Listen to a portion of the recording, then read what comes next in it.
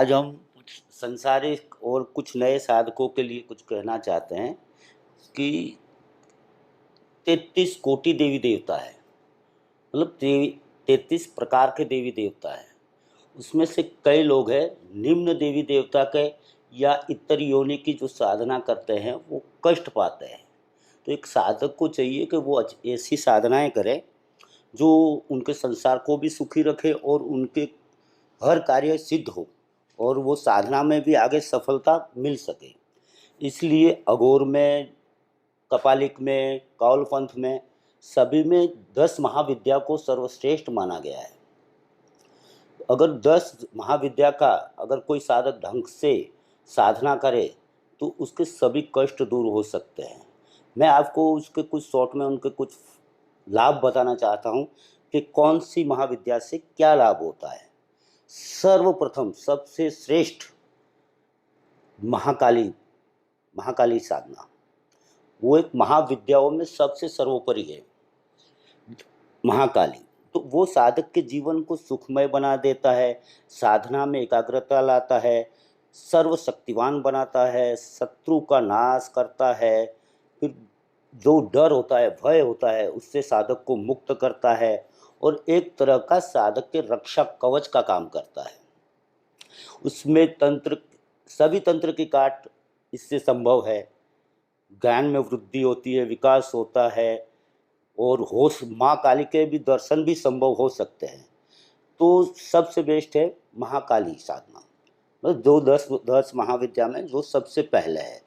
दूसरे नंबर पे है माँ तारा की साधना। ऐसे सब अघोरी और सब तांत्रिक तारापीठ जाते ही हैं माँ तारा की साधना के लिए, क्योंकि वो आपको संसारिक हो तो आपको आकस्मिक धन का भी लाभ कराएगा, ज्ञानी बनाएगा और साधना में आपका ज्ञान का वो और बढ़ाएगा ज्ञान, और भूत भविष्य जो रहस्य है वो जानने की ताकत भी आपको माँ तारा की कृपा से मिलना संभव है। तीसरे नंबर पे माँ त्रिपुरा साधना, त्रिपुरा सुंदरी साधना, जो आपके मन को, बुद्धि को जागृत करेगा, साधना में आपका ध्यान एकत्रित हो करेगा, आपके आध्यात्म में और आपका इंटरेस्ट बढ़ेगा और वो सर्व सिद्धिदाता है।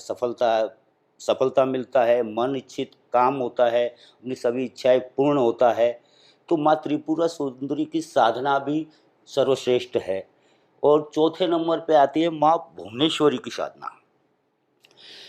भुवनेश्वरी मतलब पूरे भुवन की वो मालकिन है, संसार की स्वामिनी है। वो आपको आज्ञा चक्र जागृत करेगा, आपकी चेतना शक्ति जागृत करेगा, आपकी बुद्धि, नॉलेज, स्मरण शक्ति उसको बढ़ाएगा। दरिद्रता है आपके जीवन में तो उसका विनाश करेगा और रति प्राप्ति कराएगा आपको। सरस्वती का आप में वास होगा। पढ़ने लिखने वाले और नए संशोधन करने वालों के लिए तो खास भुवनेश्वरी की साधना होती है। 5वें नंबर है माँ छिन्नमस्ता का। माँ छिन्नमस्ता का स्थान है रजरप्पा, रांची से 60 किलोमीटर दूर। तो कई लोग माँ छिन्नमस्ता की साधना से मतलब उसका वो स्वरूप देख के डरते हैं, मगर वो डरने की आवश्यकता नहीं है। आपके हर बिगड़े हुए काम माँ छिन्नमस्ता की साधना से सफल हो सकते हैं। आपके तंत्र की वहाँ काट हो सकती है, आर्थिक लाभ हो सकता है। और अगर आपका शरीर आपका स्वस्थ रहेगा, सुडौल बनेगा, एक आकर्षण आप में पैदा होगा। तो ये होते हैं माँ छिन्नमस्ता साधना से। और छठे नंबर पे है त्रिपुरा भैरवी साधना। इसमें क्या होगा कि आपके जितने कई लोग परेशान होते हैं भूत से, प्रेत से, जिन्न से या ऐसे इतर योनियों से जो परेशान होते हैं, किसी पे तंत्र बाधा की जाती है तो वो तंत्र बाधा से परेशान होते हैं, किसी की तबीयत सही नहीं रहती, या गांव में या ज़्यादातर पछात एरियो में ये ज़्यादा काम होता है जहाँ लोगों को परेशान किया जाता है। तो उसके लिए आपको माँ त्रिपुरा भैरवी की साधना करना चाहिए, जो आपके कठिन से कठिन कार्य को भी सरल बना सकता है और जो असंभव काम होगा वो भी आपके पक्ष में करता दिखेगा आपको। तो और जितनी साधना इतर योनि आपको जो परेशान करती है, उनका भय होता है, वो भी आपका खत्म होगा। और फिर 7वें नंबर वो पे आती है माँ घुमावती साधना। माँ धूमावती साधना से आपके शारीरिक लाभ होगा, आँखों में तेज बढ़ेगा, एक प्रकाश होता है ना आँखों में जो रौनक, वो बढ़ेगा, तंत्र बाधा नष्ट होगा, प्रेत बाधा से आपको मुक्ति मिलेगी। और भय को आपके अंदर जो साधना को लेके जो भय है या एकांत में साधना करते हैं तो वो भय खत्म होता है और आपकी बुद्धि का विकास होता है। ये होता है माँ घुमावती साधना से। और 8वें नंबर पे है माँ बगलामुखी साधना। माँ बगलामुखी साधना जो कि सभी तंत्र की तो काट करती है, आपके शत्रु है चाहे कितने भी शत्रु हो, शत्रु आपके वश में हो जाएगा या उनका विनाश होगा। आपका रुका हुआ कोई धन है जो मिलने की संभावना नहीं है, उसके लिए भी आप माँ बगलामुखी की साधना कर सकते हो। और साधना के लिए एक चक्र का कवच का काम भी करेगा आपके। और आपका जितने भी दुश्मन है, दुश्मनों के लिए तो ये खास साधना है कि दुश्मनों का विनाश होगा। और तो इसके लिए आप बगलामुखी साधना करें। और फिर आती है माँ मातंगी की साधना। 9वें नंबर पे आती है माँ मातंगी की साधना। जो आप मातंगी आपके जीवन को एक आनंदमय जीने का बना देगा। आपका सांसारिक संसार होगा तो संसार में आपको आनंद रहेगा, आपस में प्रेम रहेगा, भोग विलास में आपको तृप्ति मिलेगी। अगर पति पत्नी के अनबन है या कुछ केसों में उनके पति पत्नी के केस है तो भी आप माँ मातंगी की साधना कर सकते हो। इसमें एक खास लाभ होता है माँ मातंगी की साधना से कि आपको वाक सिद्धि मिलने का पूरा चांस रहता है। वाक सिद्धि मिलने का मतलब ये होता है कोई आपको तंत्र मंत्र करने की आवश्यकता नहीं है, आपने बोल दिया वो कार्य हो गया।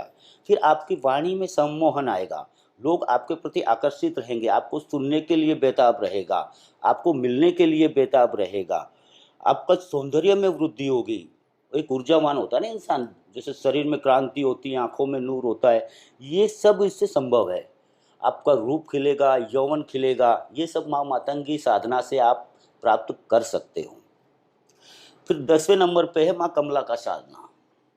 माँ कमला जो आपको चारों काम है, अर्थ, धर्म, काम और मोक्ष, तीनों की प्राप्ति करवाती है आपको।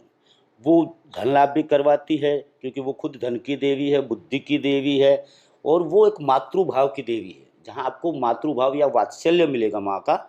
पुत्र लाभ होगा, कीर्ति बढ़ेगी, आपकी बुद्धि बढ़ेगी, शारीरिक बल बढ़ेगा।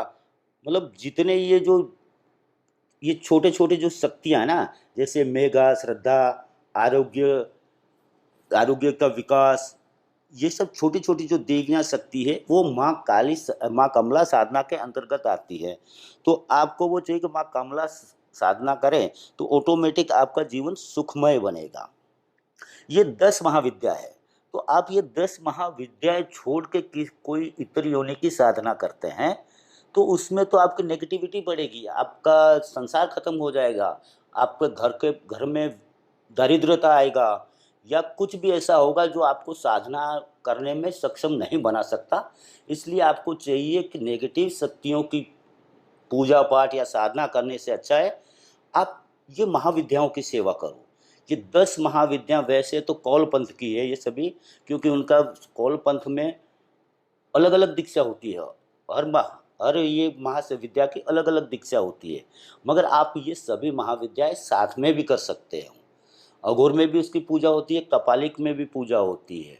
तो मेरी इच्छा है कि आप सब लोग नेगेटिव शक्तियाँ से थोड़े दूर रहे, क्योंकि वो आपके विचार मन सबको खराब करेगा। तो आपको चाहिए कि आप कुछ पॉजिटिव शक्तियाँ, जो मुख्य महाविद्याएं जिसका नाम ही महाविद्याएं हैं, विद्या तो सब कुछ है पर महाविद्या जिसका नाम है उसकी आप साधना करो तो आपके जीवन में हर्षोल्लास रहेगा, कभी कोई कमी नहीं रहेगा, और साधना में भी आपकी सुरक्षा रहेगा। और आपको जिस चीज़ की आवश्यकता है वो आप इससे प्राप्त कर सकते हैं। जैसे कई लोग सठकर्म करते हैं तो सठकर्म में तो ये खास फायदेमंद है कि आप इसी के द्वारा सठकर्म करके किसी का भला भी कर सकते हो। तो एक साधक का जीवन अपने खुद के लिए नहीं होता है, परोपकार करने के लिए लोग सिद्धियां प्राप्त करते हैं। तो इस 10 महाविद्या का अगर आप सही ढंग से साधना करोगे तो आप किसी और को भी उसका लाभ दे सकते हो, किसी का कष्ट दूर कर सकते हो। आदेश आदेश आदेश।